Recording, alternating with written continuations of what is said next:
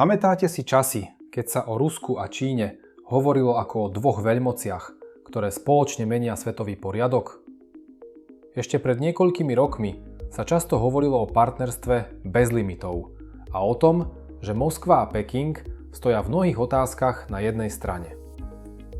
Dnes sa však čoraz častejšie objavuje úplne iná otázka. Je tento vzťah stále rovnocenný, alebo sa postupne mení? A ak áno, čo za tým stojí? Odpoveď nie je taká jednoduchá, ako sa môže zdať. Nejde totiž o jedno stretnutie prezidentov, ani o jedno politické vyhlásenie. Ide o sériu ekonomických a geopolitických zmien, ktoré sa postupne prejavili počas posledných rokov. Práve na ne sa dnes pozrieme. Začnime tým, čo je potvrdené. Rusko a Čína v posledných rokoch výrazne prehlbili hospodársku spoluprácu. Obchod medzi oboma krajinami dosiahol historicky vysoké hodnoty a Čína sa stala najväčším obchodným partnerom Ruska. Zároveň platí, že po rozsiahlych západných sankciách prijatých po ruskej invázii na Ukrajinu vo februári 2022 sa význam čínskeho trhu pre ruskú ekonomiku ešte zvýšil. Podľa dostupných údajov dnes smeruje podstatne väčšia časť ruského zahraničného obchodu práve do Číny než pred niekoľkými rokmi. Na druhej strane, z pohľadu Pekingu predstavuje Rusko iba menšiu časť celkového čínskeho zahraničného obchodu. To sú údaje, ktoré vychádzajú z medzinárodných obchodných štatistík.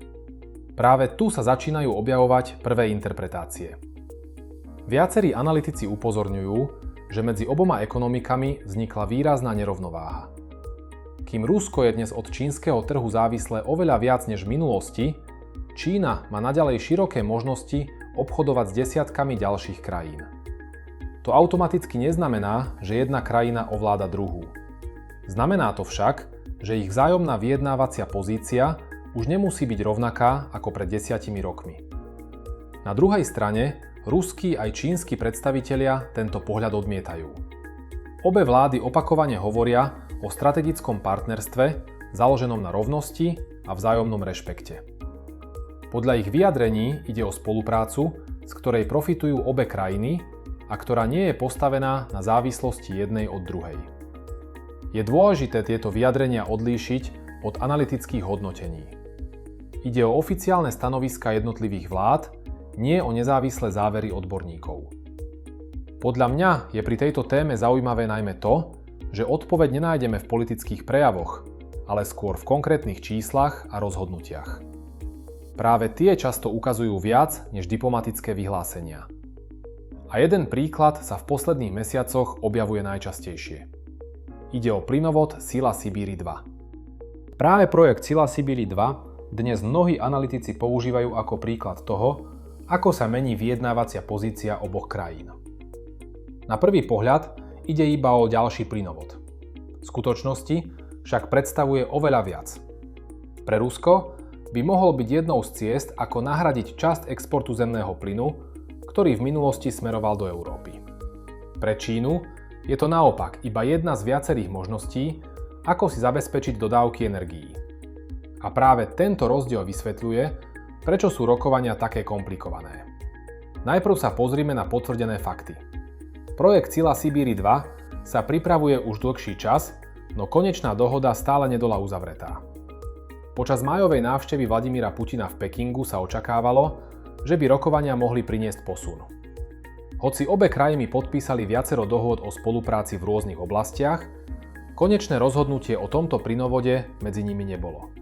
To je potvrdený fakt, ktorý vyplýva z oficiálnych informácií po skončení návštevy. Potom prichádzajú tvrdenia a interpretácie jednotlivých strán. Podľa informácií, ktoré citovali viaceré médiá, a analytici oboznámení s rokovaniami, čínska strana požaduje výrazne výhodnejšie cenové podmienky, než aké si Moskva predstavuje. Objavili sa aj tvrdenia, že Peking nemá dôvod rokovania urýchľovať, pretože má dostatok alternatívnych dodávateľov zemného plynu. Samotná čínska vláda však podrobnosti rokovaní nezverejnila a tieto informácie verejne nepotvrdila. Preto ich nemožno prezentovať ako overený fakt, ale ako tvrdenia vychádzajúce zo zdrojov, citovaných viacerými médiami.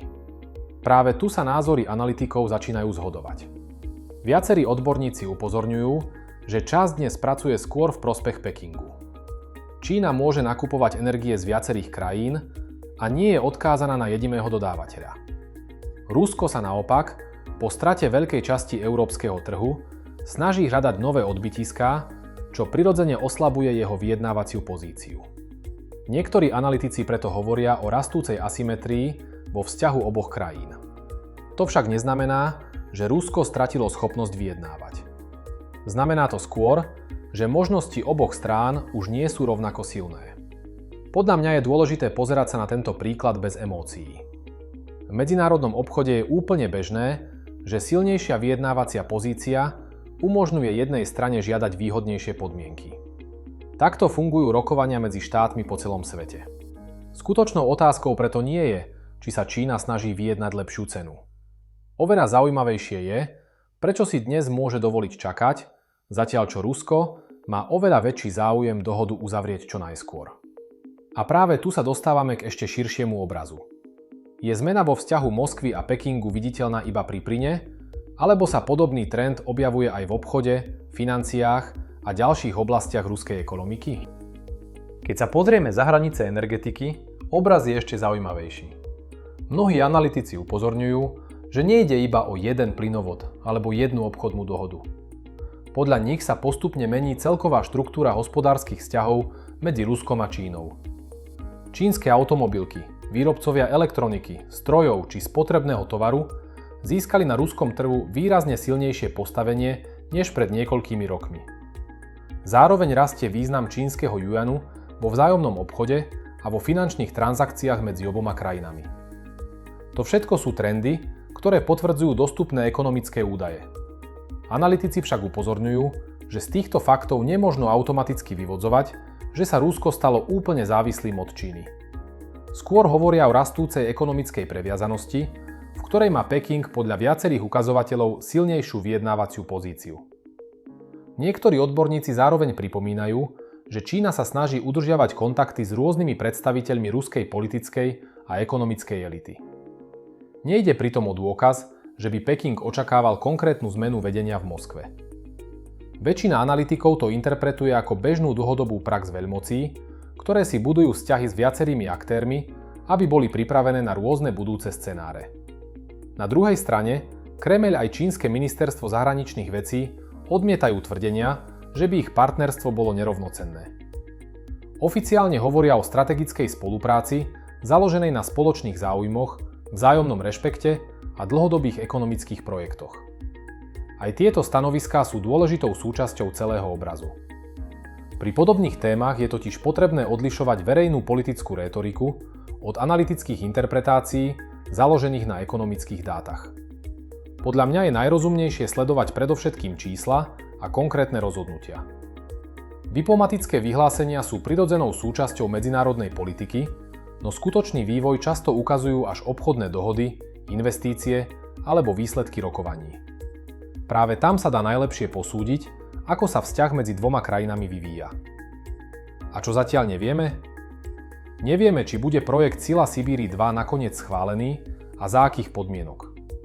Nevieme ani to, ako sa budú rusko-čínske vzťahy vyvíjať, ak sa zmení medzinárodná situácia alebo sankčný režim. Rovnako nie je isté, či bude súčasná ekonomická asymetria dlhodobým trendom, alebo sa v budúcnosti opäť zmení. Jedno je však zrejmé už dnes. Vzťah medzi Ruskom a Čínou sa za posledné roky výrazne vyvíja a jeho podoba už nie je rovnaká ako pred 10 rokmi. To, či ide len o prirodzené prispôsobenie sa novým podmienkam, alebo o hĺbšiu zmenu rovnováhy medzi oboma krajinami, zostáva predmetom diskusie. Odpoveď pravdepodobne neprinesú politické vyhlásenia, ale až ďalší ekonomický a geopolitický vývoj v nasledujúcich rokoch.